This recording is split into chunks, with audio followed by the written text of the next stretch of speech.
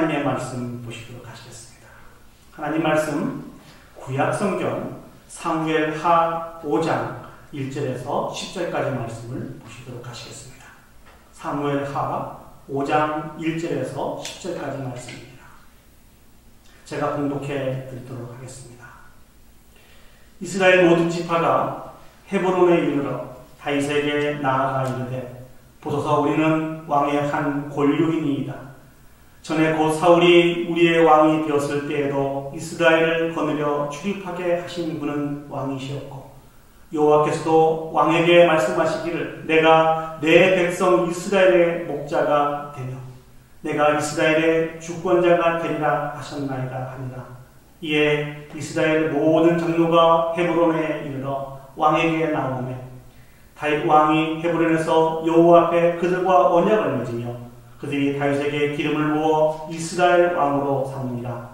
다윗이 나이가 30세에 왕위에 올라 40년 동안 다스렸을 때 헤브론에서 7년 6개월 동안 유다를 다스렸고 예루살렘에서 33년 동안 온 이스라엘과 유다를 다스렸더라. 왕과 그 부하들이 예루살렘으로 와서 그 땅 주민 여부수 사람을 치려하며 그 사람들이 다윗에게 이르되 내가 결코 이리로 들어오지 못하리라. 맹인과 다리 저는 자라도 너를 물리치리라 하니 그들 생각에는 다윗이 이리로 들어오지 못하리라 하니나 다윗이 시온 산성을 빼앗았으니 이는 다윗 산이더라. 그날에 다윗이 이르기를 누구든지 여부수 사람을 치거든 물 깃는 대로 올라가서 다윗의 마음에 미워하는 다리 저는 사람과 맹인을 치라 하였으므로 속담이 되어 이르기를 맹인과 다리 저는 사람은 집에 들어오지 못하리라 하더라. 다윗이 그 산성에 살면서 다윗성이라 이름하고 다윗이 밀로에서부터 안으로 성을 둘러싸으니라. 만군의 하나님 여호와께서 함께 계시니 다윗이 점점 강성하여 가니라. 아멘. 오늘 사무엘하 5장 1절에서 10절 말씀을 가지고 하나님의 인도하심을 받는 삶이라고 하는 말씀의 제목으로 여러분과 같이 은혜를 나누기를 원합니다. 하나님의 인도하심을 받는 삶. 1887년 펜실베니아 어느 도시에 에드워드 히윗이라고 하는 이름을 가진 30대의 젊은 선생님이 계셨습니다. 이 선생님은 누구보다도 하나님을 사랑하고 누구보다도 이웃을 사랑하는 정말 믿음이 좋고 특별히 어린 학생들을 사랑했던 선생님이었습니다. 어느 추운 겨울날 이 선생님이 이제 아이들을 전도하기 위해서 거리로 나갔는데요. 한 불량 청소년을 만나게 됩니다. 이 불량 청소년에게도 예수 그리스도의 생명의 복음을 증거하기를 원했지만 이 불량 청소년이 지붕에서 이렇게 스레트를 선생님에게 던지게 됩니다. 이 선생님이 그 스레트를 맞고 척추를 크게 다치게 되었습니다. 이 일로 인해서 약 한 7개월이라고 하는 시간 동안 병원에서 누워서 입원 치료를 받게 되었습니다. 척추를 다쳤기 때문에 움직일 수가 없었습니다. 병상에 누워서 대소변을 다 받아내야 되는 그런 상황에 이르게 되었죠. 이런 시간들이 하루 이틀 지나다 보니까 그 심신이 매우 쇠약해졌습니다. 하나님을 향한 그 믿음도 연약해졌습니다. 그러다 보니까 이 선생님은 매우 신경적으로 예민하고 날카로워지게 되었습니다. 그래서 원망과 불평과 늘 투덜거리면서 병상의 시간들을 그렇게 감당하고 있었습니다. 어느 봄날 그 병실을 청소하고 있던 흑인 아주머니가 있었습니다. 그 흑인 아주머니가 병실을 청소하면서 그 바닥을 열심히 닦으면서 하나님을 찬양하는 그런 그 노래를 이렇게 부르게 되었습니다. 이 모습을 이 히윗이 바라보면서 신경질을 내리기 시작했습니다. 그리고 이렇게 투덜거렸습니다. 이 병실을 청소하고 있는 그런 주제에 뭐가 좋아서 그렇게 하나님을 찬양하고 있는지 모르겠다. 이 선생님 상태가 어느 정도인지 우리가 짐작해 볼 수 있겠죠. 이 이야기를 들었던 그 흑인 아주머니가 웃으면서 이렇게 이야기를 했다고 합니다. 하나님께서 내게 주신 기쁨이 있는데 그 기쁨이 있기 때문에 내가 어떤 상황이나 어떤 장소에도 하나님을 찬양할 수 있는 거 아닙니까? 그렇지 않아요? 이렇게 웃으면서 이야기를 했다 그래요. 이 이야기를 들었을 때 이 선생님은 마치 몸이 감전된 것처럼 큰 충격을 받게 되었다는 것입니다. 지금 병실에 누워서 원망하고 불평하고 투덜거리며 살아가는 자신의 모습을 바라보았을 때 얼마나 부끄러웠는지 모른다고 합니다. 그래서 하나님 앞에 절제 회개하고 큰 눈물을 흘리면서 회개의 기도를 올려드리게 되었다고 합니다. 그리고 그날 이렇게 하나님 앞에 올려드리는 시를 썼는데 그 시가 바로 저희들이 불러드렸던 찬송가 370장입니다. 주 안에 있는 나에게 딴 근심이 있으랴. 십자가 밑에 나가 내 짐을 풀었대. 주님을 찬송하면서 할렐루야 할렐루야. 내 앞길 멀고 험해도 나 주님만 따라가리. 하나님께서 자신의 인생을 인도하신다고 하는 이 사실을 기억했을 때 더 이상 그 병상이 원망과 불평과 투덜거리는 그런 병상이 되었습니다. 날마다 하나님이 베푸르신 그 은혜와 사랑을 기억하면서 감사의 기도와 찬양을 올려드리는 그런 병상으로 바뀌게 되었다는 것입니다. 이 선생님 마음속에 자신에게 가해를 가했던 그 소년도 용서할 수 있었고 더 큰 사랑으로 사랑할 수 있는 그런 마음도 소유하게 되었습니다. 이런 좋은 인생을 살아가다 보니까 하나님께서 그 선생님의 몸을 치료해 주셨습니다. 그래서 병원에서 퇴원하게 되었고 낮에는 학교에서 학생들을 가르치고 밤에는 주일에는 교회에서 학생들을 주일학교 교사로 가르치게 되었습니다. 이렇게 70세까지 이 사명들을 잘 감당했다고 합니다. 그래서 수없이 많은 찬송시를 지어서 하나님의 영광을 올려드렸는데 우리가 다 알고 있고 많이 불렀던 그런 찬송입니다. 내 임금 예수 내 주여 너 예수께 조용히 나가 내 영혼의 햇빛 비치니. 그리고 우리가 지난주에 불렀던 곡이죠. 예수도 알기 원하나. 이 귀하고 아름다운 곡을 바로 이 선생님 하나님과 교제하면서 귀하고 아름답게 써서 하나님 앞에 영광 올려드린 그런 찬송입니다. 사랑하는 여러분, 우리가 우리의 인생을 살아가면서 항상 기쁜 일만 있는 것은 아니죠.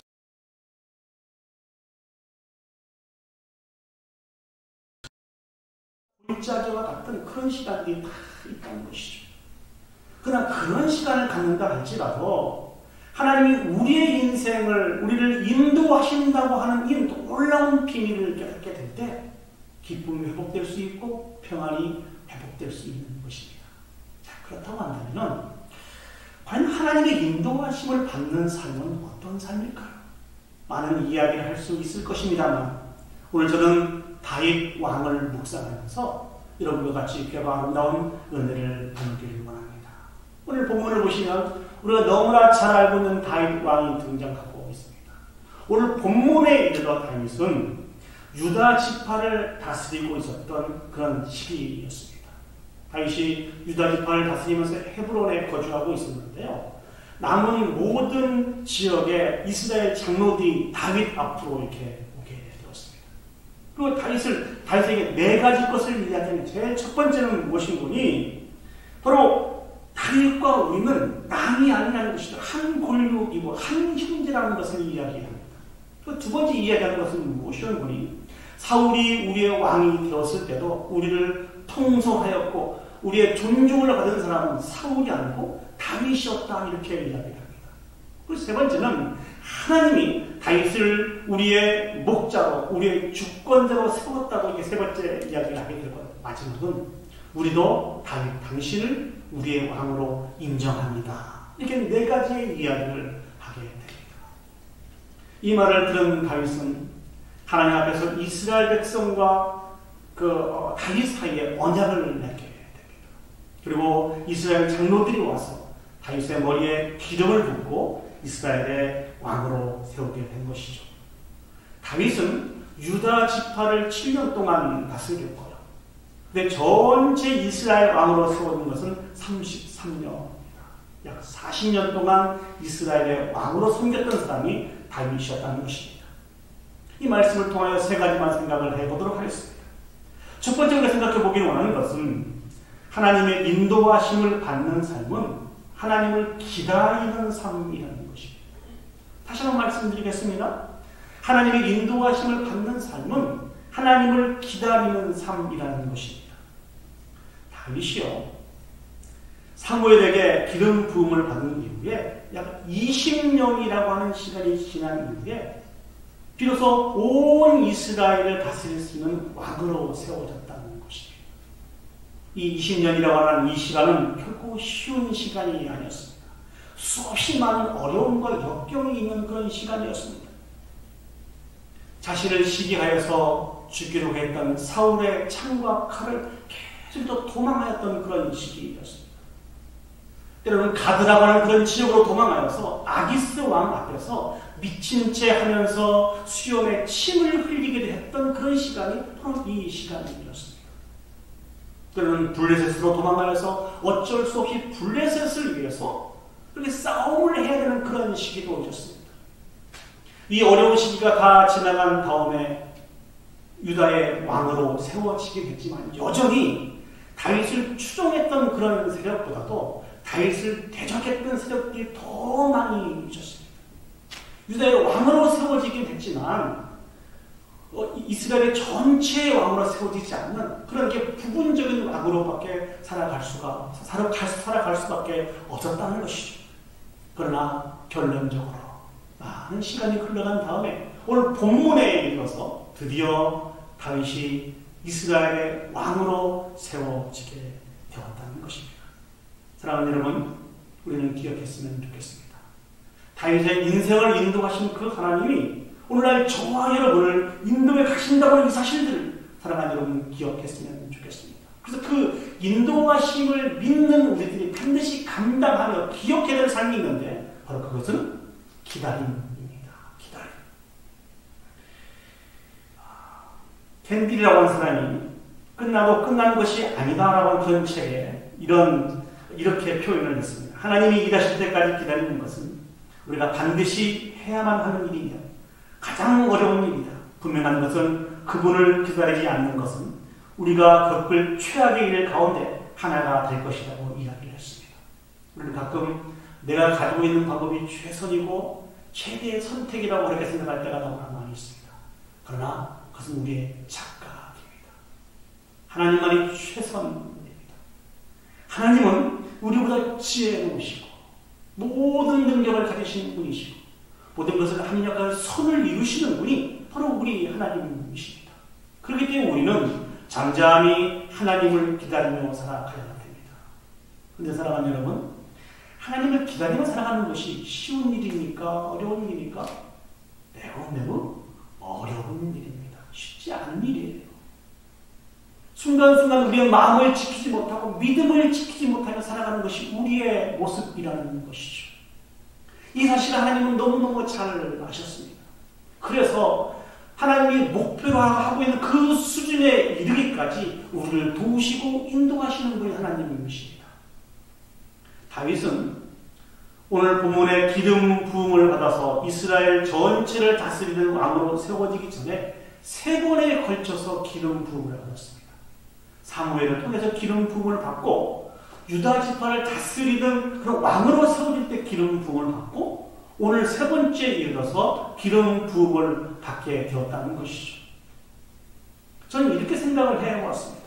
사무엘을 통해서 기름 부음을 받고 유다 지파를 다스리는 왕으로 세워질 때 기름 부음을 받았을 때 이 다윗은 어떤 생각을 했을까? 비록 지금 우리 눈에는 아무런 증거가 보이지 않는다 할지라도 하나님이 나에게 분명히 약속하셨기 때문에 하나님의 때에 하나님이 반드시 이와 같은 부분들을 이루실 것이라고 하는 이런 믿음을 가지고 마음을 지킬 수 있었고 믿음을 지킬 수 있었고 다시 한번 일어나서 그 목표를 향해서 걸어갈 수 있었다는 것입니다. 그 하나님이 우리 인생을 인도해 가신다는 것입니다. 하나님은 우리가 어떤 비전과 목표만 던져주시고 침묵하시는 분이 아니십니다. 순간순간 때를 따라 돕는 은혜를 베풀어 주셔서 반드시 하나님께서 우리를 축복하시고 승리케 해 주실 것이라고 하는 그런 믿음을 가지고 앞으로 전진하게 하시는 분이 하나님이십니다. 그렇기 때문에 우리는 그 베푸신 은혜와 사랑을 한번 생각해 봐야 됩니다. 그런데 우리는 긍정적인 사고보다는 늘 부정적인 사고를 가지고 살아갈 때가 너무나 많이 있습니다. 그래서 베푸신 은혜와 사랑을 생각해 보기보다는 내가 만난 힘듦과 어려움에 관심을 가지고 살아갈 때가 너무나 많이 있습니다. 요셉의 경우를 살펴보면 이와 같은 사실들을 좀 더 구체적으로 우리가 알 수 있습니다. 사랑하는 여러분, 요셉을 한번 생각을 해보시죠. 요셉의 인생에 있어서 굉장히 굵직굵직한 사건을 이야기하려고 한다면 어떤 이야기를 할 수 있을까요? 아마 이런 이야기들을 할 수 있을 것입니다. 하나님이 주신 그 꿈으로 말미암아, 그 비전으로 말미암아 형들에게 미움을 받은 그 요셉을 생각할 수 있을 것입니다. 큰 사건이죠. 또 자신들을 살피기 위해서 형들에게 다가온 요셉을 잡아서 죽이려고 구덩이에 던짐을 받는 이 사건, 또 큰 사건입니다. 또 요셉을 애굽에 팔아버리죠. 애굽에 팔아버리게 되는 이 요셉. 또 보디발 집에 감옥에 갇히게 되는 이 요셉. 감옥에서 술 맡은 관원장을 돕게 되지만 그 관원장은 이 요셉을 잊어버리게 되는 이런 사건. 요셉의 인생에 있어서 요셉을 표현할 수 있는 중요한 사건이 이런 사건이 아닌가 싶습니다. 그런데 이 요셉을 바라보면서 우리의 사고를 좀 바꿔야 되겠다는 그런 생각을 했습니다. 요셉의 인생에 있어서 제가 방금 말씀드린 이 사건들이 요셉의 인생에 있어서 가장 포인트가 되는 그런 사건이 아니라는 것이죠. 그럼 요셉의 인생에 있어서 가장 포인트가 되는 사건은 어떤 사건입니까? 형들로부터 미움을 당했지만 아버지의 사랑을 받았던 요셉이라는 것이죠. 형들에게 붙잡혀서 다 죽게 됐지만 그 형은 루벤과 유다의 도움을 통하여 생명을 보존하게 하신 분이 하나님이시라는 것이죠. 애굽으로 팔려가게 됐지만 다른 집에 가지 않고 보디발의 집에 가게 되었던 이 사건이 바로 하나님의 인도하심을 받은 사건이라는 것이죠. 보디발의 집에 감옥에 갇히게 되었지만 하나님께서 형통한 은혜를 허락하여 줘서 그곳에는 많은 죄수들을 도우며 섬길 수 있는 이런 위치로 세워주신 하나님의 이 사건. 술 맡은 관원장은 비록 이 요셉을 잊어버렸지만 하나님은 요셉을 절대로 잊어버리시지 않고 그 감옥에서 구원하여서 애굽의 총리로 세우신 이 사건이라는 것이죠. 여러분의 인생에 있어서 핵심이 되는 사건은 어떤 사건입니까? 제가 옛날 교회에서 사역을 할 때 어떤 가정에 신방을 갔어요. 신방을 갔는데 그 집사님이 저를 이렇게 앉혀놓고 한 2시간 동안 계속 집사님이 이야기만 하시는 거예요. 그 2시간 동안 하신 이야기가 어떤 이야기인 거니? 자기가 한국에서 어떤 일들을 했고 어떻게 미국에 건너갔고 미국에 온 지는 얼마나 됐고 미국에 가서는 어떤 일들을 했고 근데 이 모든 부분들이 자기가 한국에서 얼마나 고생을 많이 했는지 이 미국에 와서도 얼마나 고생을 많이 했고 오늘 이 자리에 어떻게 이르게 되었는지를 쭉 이야기를 하는 것입니다. 근데 그분의 결론이 무엇인지 아십니까? 너무너무 힘들었어요. 너무너무 어려웠어요. 제가 고생을 정말 많이 했어요. 이 이야기를 그 2시간 동안 하더라고요. 하나님이 역사하시는 그런 모습은 전혀 찾아볼 수가 없었습니다. 우리 사고를 좀 바꿨으면 좋겠습니다. 하나님이 우리의 인생을 인도해 가신다고 하는 이 믿음을 가지고 살아가는 삶은 힘들고 어려운 것이 우리 인생의 핵심 포인트가 아니고 매 순간순간 우리를 도우시고 지키시고 인도하신 그 하나님의 인도하심이 우리의 인생의 핵심 포인트가 되어야 돼요. 이것을 핵심 포인트로 삼고 베풀으신 은혜와 사랑을 세매볼 때 비로소 우리가 내릴 수 있는 결론이 무엇인지 아십니까? 내가 너무 힘들었어. 얼마나 고생을 많이 했는지 몰라요가 아니고 하나님이 우리의 인생을 인도해 가신다는 거예요. 하나님이 우리의 인생을 인도해 가신다는 것입니다. 사랑하는 여러분, 우리의 인생 하나님이 인도해 가신다고 하는 이 놀라운 비밀들을 마음에 새기고 오늘 하루도 우리에게 베푸신 은혜와 사랑을 생각해 보셨으면 좋겠습니다. 제가 지난주에 이렇게 감사의 노트를, 지난주에 감사의 노트를 보내드렸죠. 아마 안 하던 것을 하시려고 하다 보니까 좀 힘들고 어려울 수 있습니다. 그렇지만 바로 이 비밀이 숨겨져 있기 때문에 여러분에게 좀 부담드리는 숙제를 낸 거예요. 좀 귀찮더라도 힘드시라도 그 감사의 노트를 펴셔서 숙지하는 마음으로라도 베푸신 은혜와 사랑을 한번 기록해 보셨으면 좋겠습니다. 그러면 원망과 불평과 투덜거림이 사라지고 베푸신 은혜와 사랑을 통하여서 감사가 넘치게 되실 것입니다. 그리고 궁극적으로 하나님이 우리의 인생 여정을 인도의 가심을 발견하고 하나님 앞에 영광 올려드릴 수 있으실 것입니다. 이와 같은 비밀들을 깨달아 알아서 주님이 주시는 기쁨과 평안을 받아 누릴 수 있는 저와 여러분이 되었으면 좋겠습니다. 두 번째, 오늘 본문을 통해서 생각해 볼 수 있는 것은 하나님의 인도하심을 받으며 살아가는 그 삶은 선으로 악을 이기는 삶이라는 것입니다. 오늘 성경을 보시면요, 다윗을 이스라엘의 왕으로 세우기 위해서 이스라엘의 모든 지파의 장로들이 다 모이게 됩니다. 그리고 2절과 3절 말씀을 하죠. 제가 한번 천천히 5장 2절과 3절 말씀을 읽어보도록 하겠습니다. 저의 곧 사울이 우리의 왕이 되었을 때도 이스라엘을 거느려 출입하게 하신 분은 왕이시었고 여호와께서도 왕에게 말씀하시기를 내가 내 백성 이스라엘의 목자가 되며 내가 이스라엘의 주권자가 되리라 하셨나이다 하니라. 이에 이스라엘 모든 장로가 헤브론에 이르러 왕에게 나오매 다윗 왕이 헤브론에서 여호와 앞에 그들과 언약을 맺으며 그들이 다윗에게 기름을 부어 이스라엘 왕으로 삼으니라. 여기서 주목해야 될 말씀은 어떤 말씀이군요. 이스라엘의 모든 장로들이 다 다윗에게 나온다는 것입니다.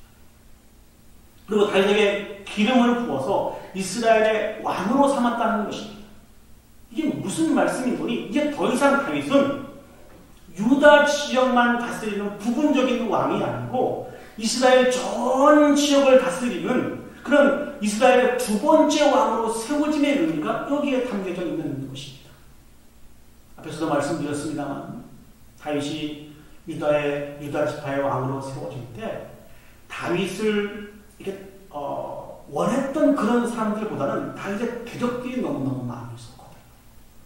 근데 어떻게 다윗이 오늘 본문에 이르러서 그 많은 백성들의 마음을 얻어서 온 이스라엘 백성들이, 장로들이 다 모여있는 가운데 그들의 인정을 받으며 기름 부음을 받으면서 이스라엘의 왕으로 세워질 수 있었을까요?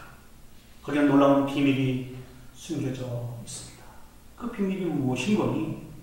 자기의 대적을 악을 악으로 갚지 아니하고 하나님이 주신 그 귀한 마음으로 선으로 악을 이겼기 때문에 그렇습니다. 우리는 너무나 잘 알고 있습니다. 자신을 시기하고 질투하여서 자신을 끝까지 죽이려고 따라다녔던 사람이 사울 왕이었습니다. 다윗은 여러 번 이 사울 왕을 죽일 수 있는 그런 기회가 있었습니다. 그런데 결코 죽이지 않았습니다. 하나님을 두려워해서 하나님을 기억해서 죽이지 않았습니다. 그 악을 악으로 갚지 않고 선으로 악을 이겼던 사람이 다윗이었습니다. 뿐만 아니라 사울이 죽고 난 이후에 다윗을 유다 지파를 다스리는 유다의 왕으로 세웠었습니다. 그때 어떤 일들이 있었는군요.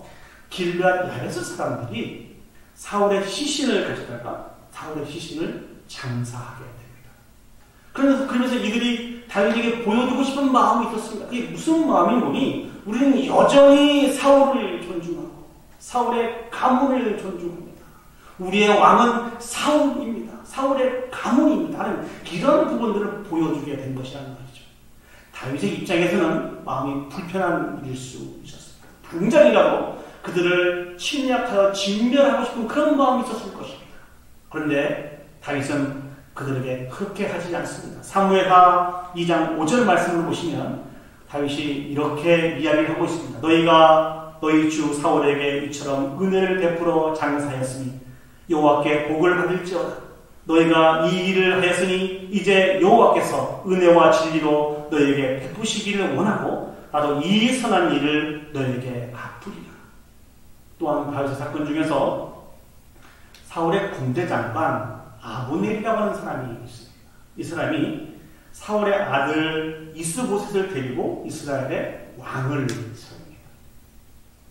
이 당시 이스보셋이 다스렸던 그런 지역을 보시면 길르앗과 아술과 이스라엘과 에브라임과 베냐민과 온 이스라엘의 이 지역을 이 이스보셋이 다스리게 되었습니다. 그러나 학자들은 주장을 합니다. 이 당시에 다윗이 가지고 있는 군사력과 모든 능력은 이스보셋을 충분히 능가하였다는 것이죠. 이게 무슨 말인 거니? 충분히 다윗이 침략하여서 이스보셋을 무찌르고 쉽게 왕이 될 수 있었다는 것입니다. 그러나 다윗은 그렇게 하지 않았습니다.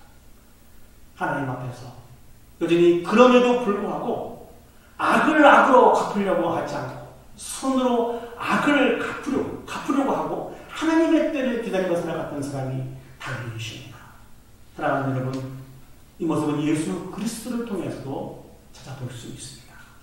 이 땅에 진정한 왕으로 구원자로 오신 분이 예수 그리스도 아니십니까? 그 예수 그리스도를 세상이 어떻게 대했습니까? 부인하고 박해하고 십자가 못 박아 죽여버렸습니다. 이 큰 악을 예수 그리스도께서 어떻게 갚으셨습니까? 하늘의 군사를 일으켜서 다 침멸시키지 않으시고 손으로 악을 이기신 분이 예수 그리스도십니다. 자신을 온전히 내어주심으로 말미암아 우리에게 구원을 이루어주신 분이 예수 그리스도시라는 것이죠. 그 예수 그리스도의 놀라운 십자가의 사랑을 저와 여러분들이 받았습니다. 저와 여러분들 마음속에는 그 십자가의 사랑이 꿈틀거리고 있어요. 제가 여기 오시던 제일장로교에 오기 전에 우리 친구 목사님이 목회하고 있는 그 캐나다 교회 부흥성회를 인도하러 간 기억이 있습니다. 근데 그 교회는 좀 특이했어요. 부흥회가 다 끝난 다음에 모든 성도들과 그 강사가 앉아서 질문하고 답하고 하는 이러한 그 자리가 만들어졌습니다. 사실은 부흥회를 인도하는 것보다도 부흥회가 다 끝난 다음에 성도들이 질문하고 답하는 이 시간들이 조금 더 힘들었던 것 같아요. 근데 굉장히 적극적인 한 분이 손을 딱 들고 저에게 질문을 하더라고요. 목사님, 기독교를 한마디로 설명을 해 주십시오. 뭐 예수님의 사랑, 예수님의 은혜 이거 말고 우리가 알아들 수 있게 쉽게 기독교를 한마디로 설명해 주십시오. 이렇게 질문하시고 저를 이렇게 불꽃 같은 눈동자를 쳐다보시면서 이렇게 답을 기다리고 있더라고요. 제가 어떤 이야기를 해야 될까? 그분이 그렇게 말씀을 드렸습니다. 시작에. 예수 그리스도의 사랑과 십자가의 은혜, 이것 말고는 해드릴 말씀이 없습니다. 기독교는 예수 그리스도께서 우리에게 베푸신 은혜이며 사랑이 전부입니다. 이것을 빼놓고 또 다른 어떤 말로 기독교를 설명할 수 있겠습니까? 이렇게 말씀을 드렸습니다. 예, 맞습니다. 저와 여러분들 가운데 꿈틀거리고 있는 이 사랑과 이 은혜는 예수 그리스도께서 우리에게 부어주신 십자가의 은혜와 십자가의 사랑이라는 것이죠. 그 사랑은 무엇입니까? 악에게 치지 말고 악을 악으로 갚지 않고 선으로 악을 갚는 것입니다. 오늘 이 땅에 많은 교회가 왜 욕을 얻어먹고 있고 왜 그리스도인들이 많은 욕을 얻어먹고 있습니까? 예수 그리스도의 십자가의 사랑을 소유합니다. 그 사랑으로 악을 이겨서 세상에 있는 많은 사람들을 그리스도께 인도해야 하는 이런 소금과 빛의 역할을 감당해야 되는데 그렇지 못하고 악을 악으로 갚으려고 크게 살고 있는 것이기 때문에 오늘날 교회가 오늘날 그리스도인들이 이렇게 욕을 먹고 있는 것은 아닌지 우리 자신 한번 점검을 해보았으면 좋겠습니다. 우리에게 베푸신 예수 그리스도의 그 십자가의 사랑을 가지고 세상을, 이웃을, 공동체를 섬기게 될 때 놀라운 열매가 우리에게 선물로 주어집니다. 그게 무엇인지 아십니까? 바로 하나님입니다. 앞으로 설교하면서도 계속 이와 같은 주제를 반복해서 여러분에게 말씀을 드릴 것입니다. 왜냐하면 우리는 그렇게 살아가는 사람이기 때문에 그렇습니다. 우리가 예수 그리스도의 십자가의 사랑을 가지고 선으로 악을 이기며 살아갈 때 가정이 하나가 되고 공동체가 하나가 되고 교회가 하나가 되는 것입니다. 우리는 하나님의 인도하심을 받으며 살아가는 사람들입니다. 그 사람들은 악에 지지 않고 선으로 악을 이기며 살아가는 사람인 것을 기억했으면 좋겠습니다. 마지막으로 생각해 볼 수 있는 말씀은 하나님의 인도하심을 받은 우리들이 살아가야 되는 삶은 계속해서 하나님을 의지하는 삶을 살아가야 됩니다.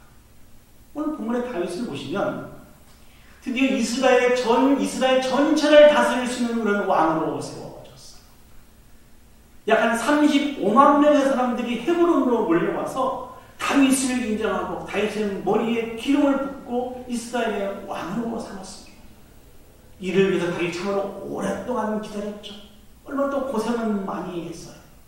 이제 그 앞에는 꽃길만 펼쳐진 것 같습니다. 그런데 이스라엘 전체 왕으로 세워진 이 다윗이 감당해야 할 사명이 있었습니다. 그게 무엇인고니? 하나님께서 주신 그 약속의 땅을 정복하는 것입니다. 이 당시 많은 땅을 정복을 했지만 여러 가지 이유들로 인해서 정복하지 못하고 남겨져 있는 많은 땅들이 있었습니다. 그중에 가장 대표적인 것이 어딘고니 바로 여부스 사람들이 살고 있는 바로 이 땅입니다. 원래 이 땅은요, 여호수아가 정복 전쟁을 할 때 유다 지파와 베냐민 지파에게 맡겨진 땅이었습니다. 그런데 이 지역이 워낙 산으로 덮여져 있고 골짜기도 힘들고 어렵다 보니까 이 지파들이 이 부분들을 포기하고 말았어요. 그러다 보니 거기에 살고 있는 여부수 사람들이 조금씩 그들의 세력을 이렇게 확대해서 적지 않은 영향력을 끼치고 살았다는 것입니다.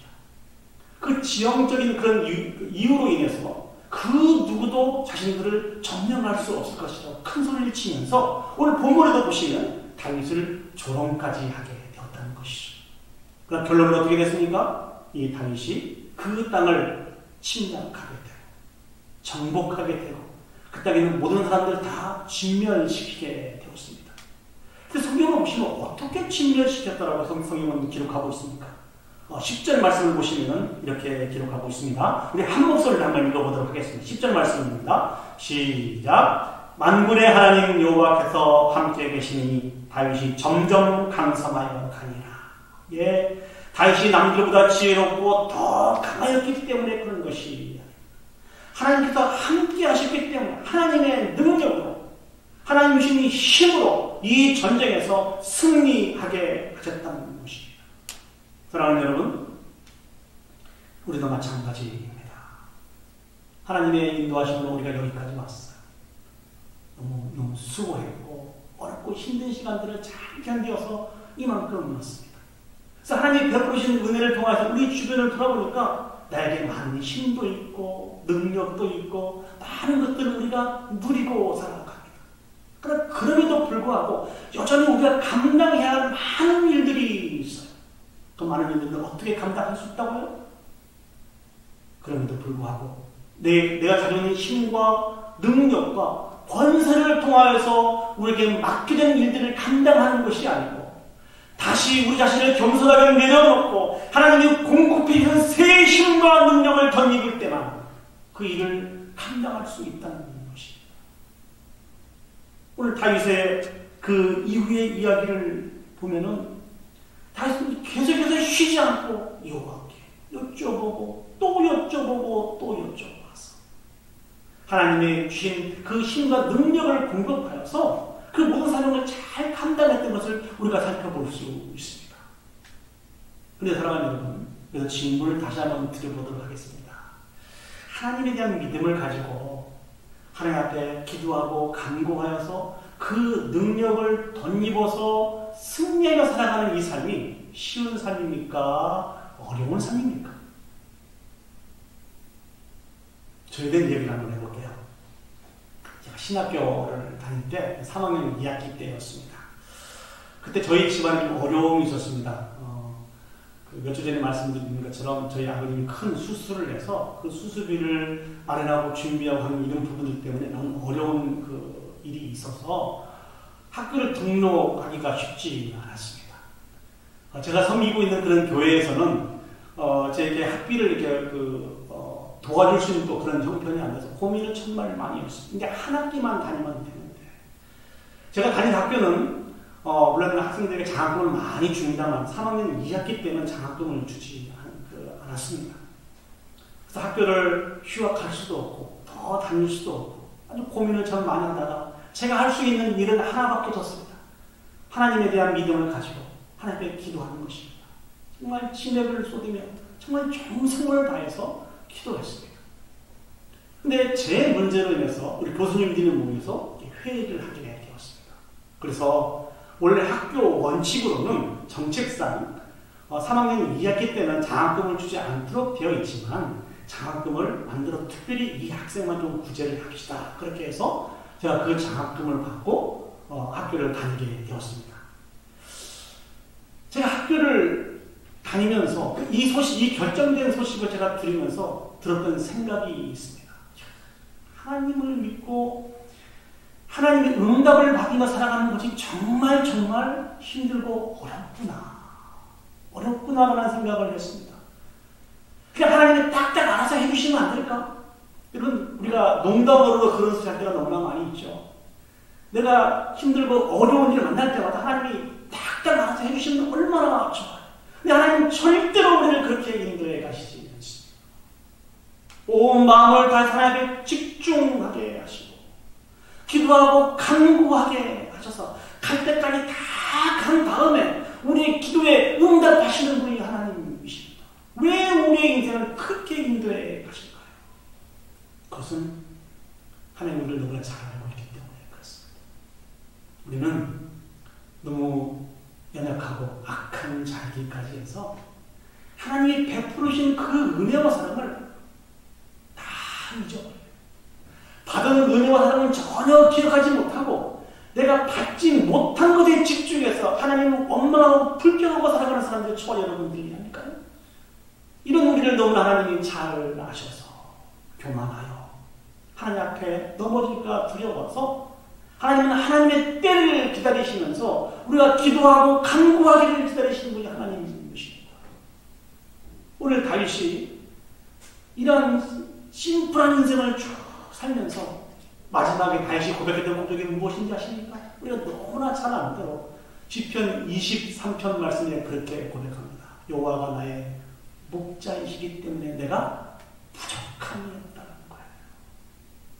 지금까지 자신의 인생을 인도하신 그 하나님을 경험한 다음에 다윗이 고백한 고백입니다. 여호와께서 나의 목자이시기 때문에 내가 전혀 부족함이 없습니다.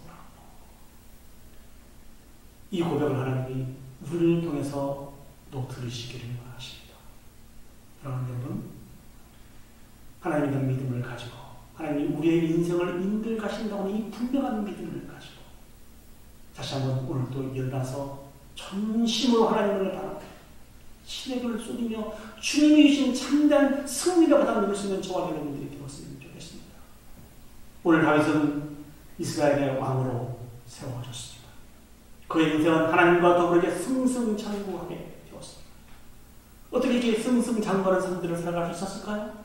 그것은 하나님이 자신의 인생을 인도하고 계신 분이라고 하는 이 사실들을 기억할 수 있기 때문에 조급해질 수밖에 없는 그런 상황임에도 불구하고 조급해하지 않고 하나님을 기다렸고 또 악에게 지지 않고 선으로 악을 이겼고 다시 초심으로 가서 원진이 내가 가진 모든 걸 다 흔들놓고 하나님 앞에 집중하며 살았기 때문에 참 승리를 맛볼 수 있었습니다.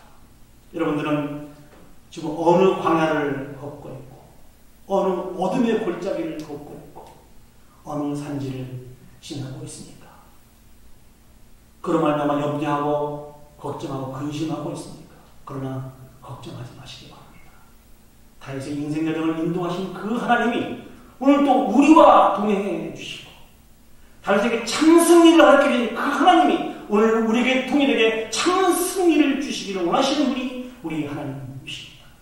그 하나님 앞에 집중하여서 주님이 주신 승리를 맛보아서 모든 영광을 하나님께 올려드릴 수 있는 저와 여러분이 되었습니다.